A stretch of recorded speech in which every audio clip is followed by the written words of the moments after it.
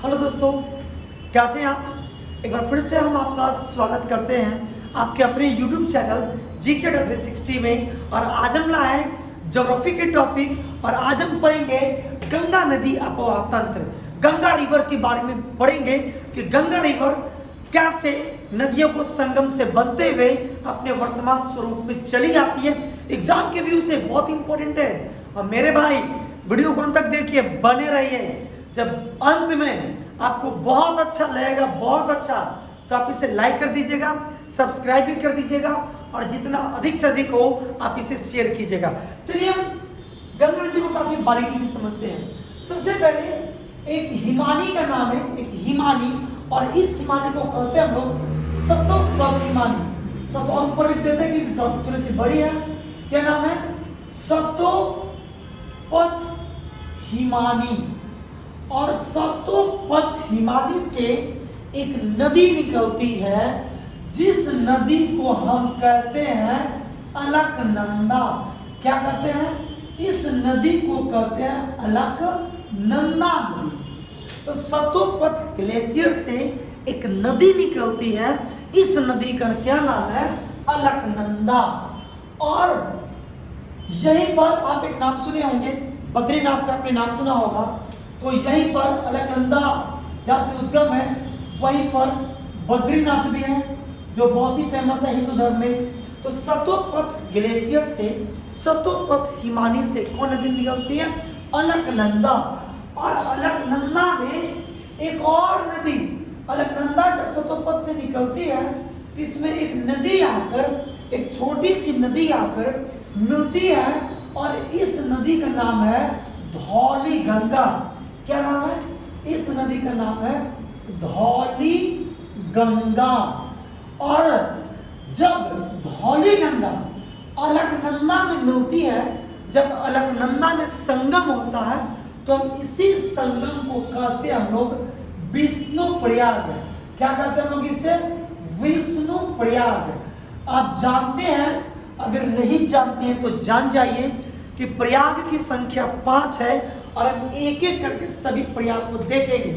तो हमने देखा कि अलकनंदा नदी में जहां पर धौली गंगा मिलती है, उस संगम को हम क्या कहते हैं? विष्णु प्रयाग। ठीक धौली गंगा के बाद एक और नदी अलकनंदा में आकर मिलती है और इस नदी का नाम है नंदाकिनी नदी। इसका क्या नाम है? इस नदी का नाम है नंदाकिनी, नंदाकिनी। और जहां पर देखिए संगम हो रहा है यहाँ पर, किसमें? अलकनंदा नदी और नंदाकिनी नदी। और जहां पर अलकनंदा और नंदाकिनी मिलती है, यहाँ पर भी एक प्रयाग का निर्माण होता है और इस प्रयाग को कहते हैं नंद प्रयाग। क्या कहते हैं? नंद प्रयाग। इसके बाद फिर नदी क्या होती है? आगे की तरफ बढ़ती है और नंद प्रयाग के बाद एक और प्रयाग का निर्माण होता है जब पिंडार नदी, कौन नदी? एक और नदी स्मर, अलकनंदा में एक और नदी आकर मिलती है और इस नदी का क्या नाम है? तो इस नदी का नाम है पिंडार नदी। कौन नदी? पिंडार नदी। ये नंदाकिनी नदी और ये धौली गंगा नदी। तो जहां पर पिंडार नदी किसमें मिल गई?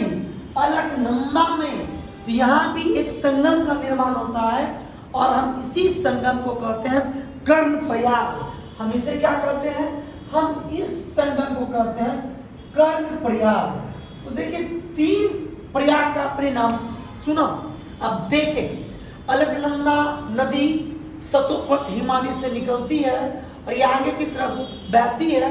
तो सबसे पहले धौली गंगा आकर मिलती है अलकनंदा नदी में, और जहां पर धौली गंगा मिलती है वहां पर एक संगम होता है, उस संगम को कहते हैं विष्णु प्रयाग। इसके बाद नंदाकिनी नदी अलकनंदा में मिलती है और उस संगम को कहते हैं नंद प्रयाग। फिर तीसरी पिंडार मिलती है, पिंडार नदी अलकनंदा में, और इस तरह से एक और प्रयाग बनता है जिसे क्या कहते हैं हम? कर्ण प्रयाग। यानी 3 नदियां अलकनंदा में मिली जिसे विष्णु प्रयाग, नंद प्रयाग और कर्ण प्रयाग कहते हैं एग्जाम के व्यू से बहुत इंपॉर्टेंट है, VVI कहिए, क्योंकि अक्सर एग्जाम में प्रयाग के बारे में पूछ लिया जाता है। आपसे पूछेगा बताइए किन नदियों के संगम को कर्ण प्रयाग कहते हैं, तो पिंडार नदी और अलकनंदा के संगम को क्या कहते हैं, कर्ण प्रयाग। उम्मीद करते हैं 3 प्रयाग आप समझ चुके होंगे, विष्णु प्रयाग, नंद प्रयाग, अब एक और कौन, कर्ण प्रयाग। चलिए एक और नदी आती है, एक और नदी का आप नाम सुने होंगे, इस नदी का नाम है मंदाकिनी नदी। क्या नाम है, मंदाकिनी। एक और नदी आती है मंदाकिनी, और मंदाकिनी आती है और यह अलकनंदा में क्या होती है, फिर यहाँ पर संगम करती है। लेकिन आपसे एग्जाम में पूछ सकता है कि मंदाकिनी, इस रिवर का मैंने नाम क्या दिया है, मंदाकिनी। अब आपसे पूछ सकता है कि यह जो मंदाकिनी रिवर है यह कहाँ से निकलती है, तो मंदाकिनी रिवर चौराबाड़ी से निकलती है। एक ग्लेशियर का नाम है, इस ग्लेशियर का क्या नाम है, इस ग्लेशियर का नाम है चौराबाड़ी। क्या नाम है, चौराबाड़ी। और इसी चौराबाड़ी ग्लेशियर से एक नदी निकलेगी अलकनंदा के दाहिने तरफ से, और यह बहते बहते यह अलकनंदा में मिल जाती है। और जहां पर मंदाकिनी नदी और अलकनंदा नदी यह दोनों का मिलन होता है, यानी इस दोनों का संगम होता है, इसी संगम को हम कहते हैं रुद्रप्रयाग। हम इसे क्या कहते हैं, रुद्रप्रयाग। तो 4 प्रयाग आपने देखा, 4 प्रयाग 3 उस समय, और चौथा प्रयाग का क्या नाम है, रुद्रप्रयाग। रुद्रप्रयाग कब बनता है, तो रुद्रप्रयाग जब मंदाकिनी नदी और अलकनंदा नदी, ये दोनों नदी का जहाँ पे संगम होता है, इस संगम को हम लोग रुद्रप्रयाग के नाम से जानते हैं। और एक चीज और, हिंदू धर्म में केदारनाथ बहुत ही फेमस है, बहुत महत्वपूर्ण तीर्थ स्थल में से एक है। तो यह जो चौरीबाड़ी ग्लेशियर के पास ही हिंदू धर्म का बहुत ही फेमस जगह है, उसका क्या नाम है, केदारनाथ। मैं लिख देता हूँ, एग्जाम में अक्सर पूछे भी जाते हैं। तो चौरीबाड़ी के पास ही क्या है, केदारनाथ है। कौन नाम है, केदारनाथ। तो आप ऐसे भी याद रख सकते हैं कि बद्रीनाथ के पास कौन सा नदी का उद्गम है, अलकनंदा का, और केदारनाथ के पास किसका उद्गम है, मंदाकिनी का। अभी भी इसका नाम गंगा नदी नहीं है, आप गलती नहीं कीजिएगा। और यह दोनों का संगम का पानी आगे की तरफ बहते चलेगी। और एक और ग्लेशियर जिसका नाम है गंगोत्री। क्या नाम है, गंगोत्री ग्लेशियर। इसको हम लोग गोमुख कहते हैं। क्या कहते हैं इसे हम लोग, गोमुख। और यहां से एक और नदी आती है, और इसी नदी को कहते हैं क्या, भागीरथी नदी। क्या कहते हैं, भागीरथी नदी के नाम से इसे हम जानते हैं। एक और नदी आ रही है गोमुख के पास से, गंगोत्री हिमालय के पास से, जिसे कहते हैं भागीरथी। लेकिन अभी आप मिलाइए नहीं, अभी नहीं मिलाइए, बहुत इंपॉर्टेंट टॉपिक, बहुत इंपॉर्टेंट बात बचा हुआ है यहाँ पे। देखिए भागीरथी इस अलकनंदा में मिलने से पहले भागीरथी में एक नदी आकर मिलती है, और इस नदी का नाम है भिलांगना। यह जो मैंने ग्रीन मार्कर से जो मैंने लिखा है, चलिए थोड़ा सा बड़ा बना देते हैं। इस नदी का नाम क्या है, भिलांगना नदी। ये जो ग्रीन कलर का है यह भिलांगना। और जानते हैं जहां पर भागीरथी नदी और भिलांगना नदी जब मिलती है तो यहाँ पर कोई संगम का नाम तो नहीं है, लेकिन भारत का सबसे ऊंचा बांध जो बांध है टिहरी बांध, टिहरी, यही संगम के पास कौन बांध बनाया गया है, टिहरी बांध। अब जानते हैं टिहरी बांध के बारे में, तो टिहरी बांध के बारे में 2 बात जान जाइए। पहला बात, भारत का सबसे ऊंचा बांध, और अगर विश्व की बात करें तो टिहरी बांध का ऊंचाई के मामले में विश्व में 8वां स्थान रखता है।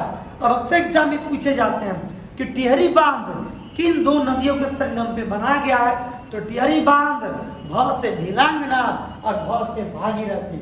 अब भिलांगना नदी का भी पानी और भागीरथी का पानी यस आगे की तरफ बढ़ेगा और बढ़ते बढ़ते यह क्या होगी, इस मुख्य धारा अलकनंदा के साथ मिल जाएगी और यहीं पर संगम होगा।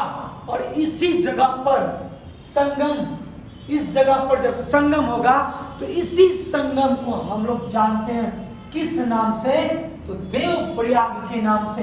किस नाम से? देवप्रयाग के नाम से। और कहा जाता है कि यहीं पर गंगा नदी अपने अस्तित्व में आ गई थी और इसका नाम देवप्रयाग इसलिए पड़ा क्योंकि जब गंगा नदी यहाँ पर प्रकट होती है, अपने वर्तमान स्वरूप में आती है, तो साथ ही साथ गंगा के साथ साथ बहुत सारे देवी देवताओं का भी आगमन होता है, अतः इसे क्या कहते हैं, देवप्रयाग। तो उम्मीद करते 5 प्रयाग का नाम काफी अच्छे से समझ में आ चुका है। सबसे पहला विष्णु प्रयाग, दूसरा नंद प्रयाग, तीसरा कर्ण प्रयाग, मेरे साथ बोलिए, चौथा रुद्रप्रयाग और 5वां कौन है, देव प्रयाग। तो 5 प्रयाग, अब 5 का संगम पता हो चुका है कि जब धौली गंगा और अलकनंदा तो विष्णु प्रयाग, नंदाकिनी अलकनंदा तो नंद प्रयाग, पिंडार और अलकनंदा तो कर्ण प्रयाग, मंदाकिनी अलकनंदा तो रुद्रप्रयाग। और जब गंगोत्री मिलेगी, सॉरी भागीरथी जब इसमें मिलेगी अलकनंदा में, तो देवप्रयाग। वर्तमान में जो गंगा नदी होती है वो दक्षिणी दिशा में दक्षिण की तरफ फ्लो करती है और उसके बाद गंगा नदी अपनी मार्ग में परिवर्तन करते हुए यह दक्षिणी पूर्व की तरफ फ्लो होने लगती है। यह दिख रहा जो मैंने लिखा है, हाँ ठीक है। तो देखिए यह चीज तो मैंने आपको समझाने के लिए मैंने ऐसे बना दिया ताकि बहुत सारी बातें आपको अच्छे से समझ में आ जाए। मैं यहीं से मैं ले लेता हूँ, गंगा नदी को घुमा देता हूँ। चलिए अब आगे पढ़ते हैं। और देवप्रयाग के समय से हम इसे जानते हैं किस नाम से, गंगा नदी के नाम से जाना जाता है, देवप्रयाग के पास। चलिए अब आगे की तरफ बढ़ते हैं। देवप्रयाग के बाद गंगा में जो सबसे पहला जो इसकी सहायक नदी है गंगा की, देखिए गलती मत कर दीजिएगा, एग्जाम में आपसे पूछेगा गंगा की सबसे पहली सहायक नदी कौन है, तब खटाक से टिक कर दीजिएगा धौली गंगा। गलत हो जाएगा, गंगा का सहायक नदी धौली गंगा नहीं है, अलकनंदा की सहायक नदी है। गंगा नदी इसका नाम कब पड़ा, तो जब भागीरथी नदी और अलकनंदा नदी जब मिल गई देवप्रयाग के पास, तब इसे हम जानते हैं गंगा नदी के नाम से। यानी देवप्रयाग के पास गंगा नदी कहलाती है। यानी अगर आपसे एग्जाम में पूछे कि गंगा नदी किन नदियों का संगम कहलाता है, तो आप कहेंगे भागीरथी और अलकनंदा के संगम को क्या कहते हैं, गंगा नदी कहते हैं। गंगा नदी उसके बाद आगे की तरफ बढ़ती है और गंगा की सबसे जो पहली सहायक नदी है उसका नाम है राम गंगा। क्या नाम है, राम गंगा नदी। और ये जो राम गंगा नदी है यह बहते बहते सीधा कन्नौज के पास, कहाँ पे, इस जगह को आप लिख लीजिए, मैं लिखूंगा तो खिचड़ी हो जाएगा। इसका क्या नाम है, कन्नौज। कन्नौज के पास, कन्नौज के पास गंगा नदी की सबसे पहली सहायक नदी होती है जिसका क्या नाम है, राम गंगा नदी। एक चीज और याद रखिएगा, गंगा नदी अब तक यह सब उत्तराखंड में बह रही है, सभी उत्तराखंड में, यह जो आप संगम देख रहे हैं ये सभी संगम उत्तराखंड में है। गंगा नदी मैदानी भाग में कहाँ प्रवेश करती है, तो हरिद्वार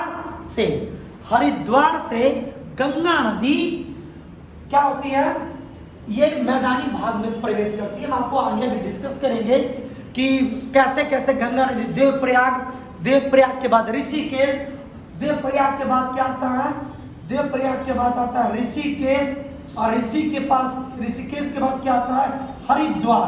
और हरिद्वार के पास गंगा नदी मैदानी भाग में प्रवेश कर जाती है। इसके बाद सबसे पहले जो सहायक नदी का नाम क्या है, क्या नाम है, रामगंगा, जो कहाँ पे मिलती है, कन्नौज में। फिर जब आगे बहते बहते गंगा नदी कानपुर बहते बहते ये क्या होगा कि एक और नदी बहुत इंपॉर्टेंट, इसको ध्यान से दीजिएगा, बिल्कुल गंगोत्री के समानांतर बहती हुई एक और नदी आती है और यह नदी आकर इलाहाबाद में मिल जाती है, जिसे वर्तमान में हम क्या कहते हैं, प्रयागराज कहते हैं। यह नदी है यमुना नदी। क्या नाम है, इस नदी का नाम है यमुना नदी। और यमुना नदी जितना फ्लो होती है, बहती है, ये लगभग गंगा के समानांतर बहती है। तो आपसे एग्जाम में पूछे कि बताइए कौन सी ऐसी नदी है गंगा की सहायक नदी जो लगभग गंगा के समानांतर बहती है, तो वो है यमुना नदी। और दूसरी बात है, गंगा की सबसे बड़ी जो सहायक नदी है उसका भी नाम क्या, यमुना। और यमुना नदी जो है प्रयाग के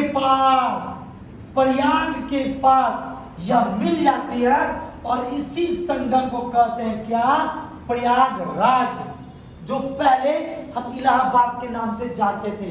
और ऐसा कहा जाता है कि प्रयाग के पास गंगा नदी में 3 नदियां आकर मिलती थी, गंगा, यमुना, सरस्वती। सरस्वती नदी जो अभी विलुप्त हो चुकी है, लेकिन प्रयाग के पास आज भी यमुना नदी और गंगा नदी इस दोनों का संगम है। एग्जाम में आएगा कि प्रयागराज में किन नदियों का संगम है, तो 2 नदी का संगम है, एक का नाम है यमुना और एक का क्या नाम है, गंगा। अगर आप देख ही रहे तो कुछ और देख लीजिए, जैसे यमुना की सहायक नदी में जैसे कौन कौन है, चंबल है, सबसे पहले कौन है, चंबल, वैसे मैं पढ़ाऊंगा। चंबल के बाद और नदी है जिसका नाम है सिंध के बाद एक और सहायक नदी है जिसका नाम है क्या, चलिए मैं चूंकि मिलती है इधर से तो मेरे पास जगह नहीं है ना, कैमरा मैन कह रहे कि दिख नहीं रहा, तो ठीक है मैं फिर से दिखा देता हूँ। यह जो नदी है जो प्रयागराज के पास मिली है, इस नदी का क्या नाम है, यमुना नदी। क्या नाम है, यमुना, जो गंगा की सबसे बड़ी सहायक नदी है। और यमुना की भी सहायक नदी है, चंबल है, सिंध है, बेतवा है, केन है। हम लिख देते हैं, पढ़ाई के बाद में कौन कौन है, चंबल, यमुना के सहायक नदी में एक और आती है सिंध, चंबल, सिंध, एक और है बेतवा नदी, एक और नदी जिसका क्या नाम है, केन नदी। तो ये जो चंबल, सिंध, बेतवा, केन देख रहे हैं, यह जो है यमुना की सहायक नदी है और इस सभी का पानी यमुना में मिल जाती है और बाद में यमुना का पानी के साथ प्रयागराज के पास गंगा में संगम हो जाती है। तो यहां तक समझ में आ चुका होगा। अब फिर देखिए, अब ऊपर से एक और नदी आ रहा है, अब बहुत ही इंपॉर्टेंट नदी है, बहुत ही इंपॉर्टेंट। इस नदी का नाम है गोमती।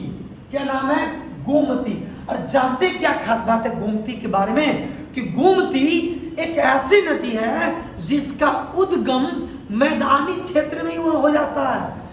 कमाल का बात है ना, आप अक्सर देखते होंगे कि जो भी नदियां का उद्गम होता है वह किसी पहाड़ी क्षेत्र से होता है, लेकिन गोमती एक ऐसी नदी है जिसका उद्गम ना तो पहाड़ी क्षेत्र से ना तो पठारी क्षेत्र से है।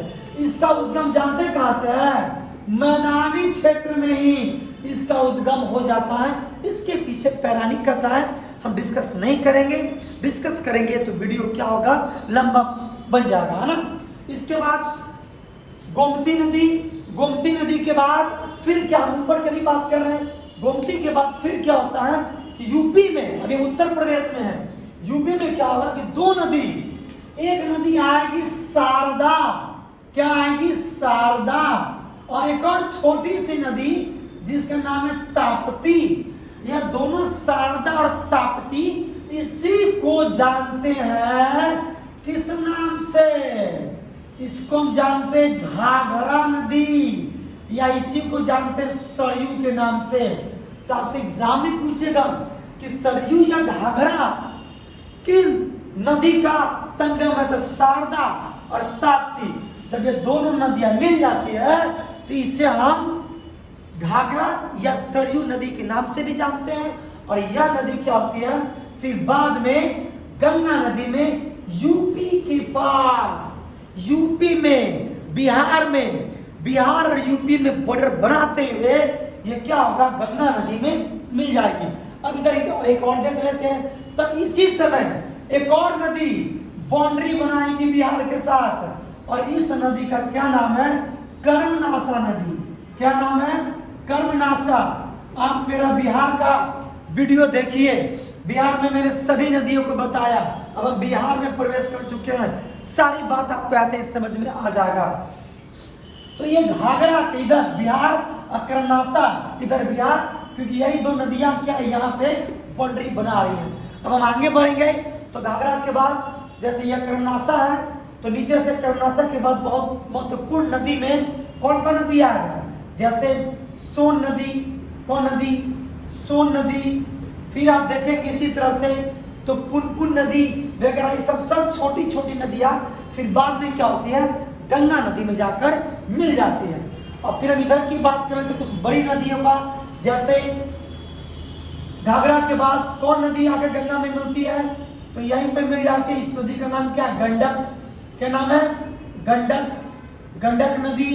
गंडक के बाद एक और नदी आके मिल जाती है जिसका क्या नाम क्या है, बूढ़ी गंडक। इसी तरह से आप देखेंगे कि कमला और नदी आती है, जैसे कमला हो गया, बागमती हो गया, ये कमला नदी, बागमती नदी, कोसी नदी। इस तरह से बहुत सारी नदियां हैं जो बाद में क्या होती है, गंगा नदी में मिल जाती है। एक प्रमुख नदी का नाम लिख देते हैं, कोसी नदी। कोसी नदी में कमला नदी का पानी मिल जाता है, किसका, कमला का, कमला नदी। अब बूढ़ी गंडक और एक और नदी आती है जिसका नाम है बागमती। इसके कुछ पानी बूढ़ी गंडक में मिलती है, कुछ पानी बाद में सब मिलकर कहाँ चली जाती है, गंगा नदी में जाकर मिल जाती है। कोसी नदी को बिहार का शोक कहते हैं, क्योंकि अपने मार्ग परिवर्तन के लिए जानी जाती है। मार्ग परिवर्तन के कारण यह बिहार में मतलब काफी भयंकर बाढ़ आती है, अतः कोसी नदी को बिहार में क्या कहते हैं, शोक कहते हैं, बिहार का शोक कहते हैं। और एक और नदी है जिस नदी का नाम है महानंदा नदी। क्या नाम है, महानंदा नदी, जो लगभग बिहार और वेस्ट बंगाल के बीच, बिहार और पश्चिम बंगाल के बीच क्या होती है, सीमा का निर्धारण करती है। और इसके बाद क्या आप देखेंगे, नीचे बहुत सारी सोन नदियां हैं, बहुत ऐसी नदियां हैं, जैसे और नदी क्या है, पुनपुन नदी, पुनपुन नदी। ऐसे बहुत सारी छोटी छोटी नदियां हैं जो गंगा में मिलेंगी। चलिए अब हम आगे बात करते हैं, गंगा नदी फिर बाद में क्या होगा, यह दो धाराओं में बढ़ जाएगा। जो इसका मुख्य धारा होगा, मुख्य धारा, यह क्या होगा, बांग्लादेश में चला जाएगा। और एक इसकी वितरिका जो होगी वह क्या होगा, यह भारत पश्चिम बंगाल में फ्लो होगा। यानी गंगा नदी क्या होगी कि दो धाराओं में, बाद में मैं लिख देता हूं कि गंगा नदी दो धाराओं में बढ़ जाती है। एक धारा जो मेन धारा होती है वो बांग्लादेश में चली जाती है, और एक इसकी वितरिका। अब वितरिका क्या होती है, जब आपको हम प्रवाह तंत्र बताएंगे तो काफी अच्छे से समझाएंगे कि वितरिका क्या होती है, सहायक नदी क्या होती है, नदी क्या होती है, ठीक है। तो बाद में गंगा नदी क्या होगी, दो धाराओं में बढ़ जाएगी। एक धारा बांग्लादेश में चली जाएगी और एक और धारा पश्चिम बंगाल में बहेगी, छोटी धारा, जिसे हम हुगली के नाम से जानेंगे। किस नाम से, हुगली नदी के नाम से जानेंगे। और इस हुगली का सबसे पहला जो सहायक नदी होगा, पहला, इसका नाम है म्यूराक्षी नदी। क्या नाम है, म्यूराक्षी नदी। म्यूराक्षी के बाद एक और नदी है ना, इसकी सहायक नदी है जिसका नाम है दामोदर नदी। क्या नाम है, दामोदर नदी। और इसके बाद फिर बाद में यह नदियां क्या होगी, डेल्टा का निर्माण करेगी। और यह जो एक और जो मुख्य शाखा है गंगा नदी का, यह बांग्लादेश में प्रवेश करेगी। बांग्लादेश में, जिसे हम किस नाम से जानते हैं, आप मेरे कमेंट सेक्शन में बता दीजिएगा। इसकी बात के लिए मैं आपको अलग से वीडियो बनाऊंगा। कब, जब ब्रह्मपुत्र नदी पढ़ाएंगे तब आपको बताएंगे हुगली कैसे मिलती है। अब कुछ उम्मीद रखते हैं कि सभी बातें आपको समझ में आ चुकी होंगी। अब हम कुछ एक्स्ट्रा फैक्ट देख लेते हैं। जैसे गंगा नदी से 3 नहरें निकाली गई हैं। गंगा नदी से 3 नहरें, आप कॉपी पे लिख लीजिए। गंगा नदी से भी 3 नहरें निकाली गई हैं। सबसे पहला हरिद्वार से ऊपरी गंगा नहर, हरिद्वार से ऊपरी गंगा नहर। दूसरा बिजनौर से मध्य गंगा नहर, और उसके नीचे नरौरा से निम्न गंगा नहर, यानी ऊपरी गंगा नहर, मध्य गंगा नहर, निम्न गंगा नहर। 3 नहरें निकाली गई हैं। ऊपरी गंगा हरिद्वार से, मध्य गंगा बिजनौर से और निम्न गंगा नरौरा से निकाली गई हैं। गंगा नदी के बारे में कुछ और फैक्ट जानिए। जैसे गंगा नदी की कुल लंबाई जो है, कुल लंबाई वो 2525 किलोमीटर है और यह भारत के 5 राज्य से होकर बहती है। भारत के 5 राज्य, ये कौन कौन राज्य है? तो सबसे पहले उत्तराखंड 1, दूसरा उत्तर प्रदेश 2, तीसरा बिहार 3, चौथा झारखंड 4 और 5वां वेस्ट बंगाल। आप एक और जानने वाली बातें हैं कि गंगा नदी झारखंड के केवल साहेबगंज में ही क्या होती है, फ्लो होती है। गंगा नदी झारखंड में केवल 83 किलोमीटर ही क्या होती है, बहती है। अब एक चीज और याद रखिए कि गंगा नदी को राष्ट्रीय नदी का दर्जा 2008 में दिया है। यह सब बातें मैंने बता रखा है बिहार स्पेशल में। 2017 में उत्तराखंड हाईकोर्ट ने गंगा नदी के साथ साथ यमुना नदी को भी जीवित मानव का दर्जा दिया है। गंगा नदी के किनारे बसा सबसे जो बड़ा शहर है, सबसे बड़ा शहर, उस बड़ा शहर का नाम है कानपुर। क्या नाम है? कानपुर। गंगा नदी को बांग्लादेश में किस नदी से नाम से जानते हैं? मैंने आपको कमेंट सेक्शन में कमेंट करने के लिए बोला। जाते जाते और याद रखिए कि यूपी के 28 जिलों से और बिहार के 12 जिलों से गंगा नदी फ्लो करती है। और एक और बात कि गंगा नदी को कहा जाता है स्वतः स्वच्छ नदी, यानी सेल्फ प्यूरिफाइड रिवर। अगर आपसे एग्जाम में पूछे कि भारत की कौन सी ऐसी नदी है जिसे सेल्फ प्यूरिफाइड रिवर कहते हैं, तो वो रिवर है गंगा। आप जानते होंगे कि गंगा का पानी कभी खराब नहीं होता है। इसके पीछे कारण है कि गंगा नदी के पानी में एक विषाणु पाया जाता है जिसका नाम है बैक्टीरियोफेज। क्या नाम है? बैक्टीरियोफेज विषाणु। और यह विषाणु क्या करता है कि नदी में जो भी बैक्टीरिया होते हैं उसे किल कर देता है, जिसके कारण से गंगा नदी का पानी कभी खराब नहीं होता है। साथ ही साथ गंगा नदी का उद्गम हिमालय क्षेत्र से है, जहाँ पे बहुत सारे औषधीय गुण गंगा नदी में मिलकर आती है। खैर कोई बात नहीं।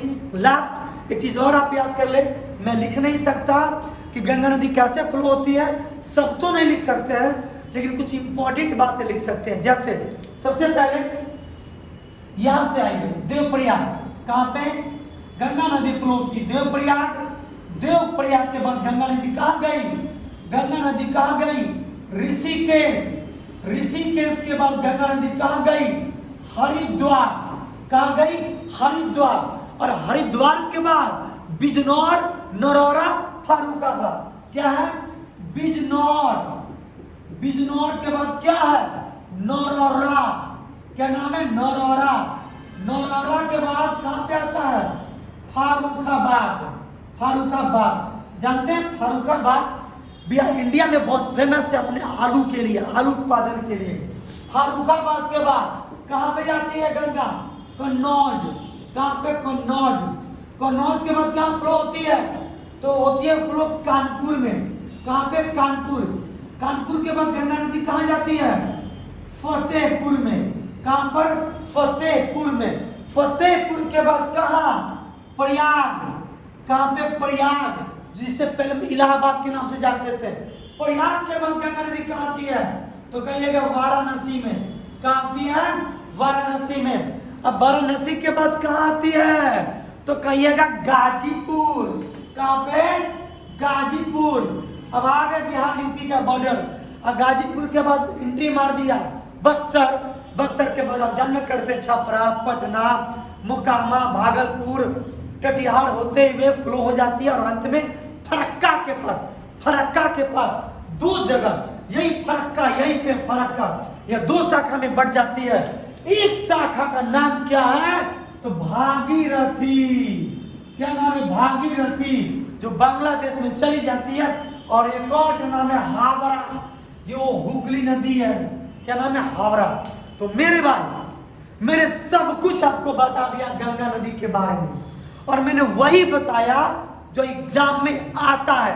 अगर आपको मेरा वीडियो पसंद आए तो आप इसे लाइक कीजिएगा, सब्सक्राइब कीजिएगा, और जितना अधिक से अधिक को शेयर कीजिएगा। कम समय में, काफी कम समय में मैंने आपको बताने की कोशिश की। वीडियो थोड़ा लंबा बना क्योंकि बहुत सी बातें मुझे लिखना पड़ा। चलिए मिलते हैं ऐसे ही वीडियो के साथ अगले क्लास में।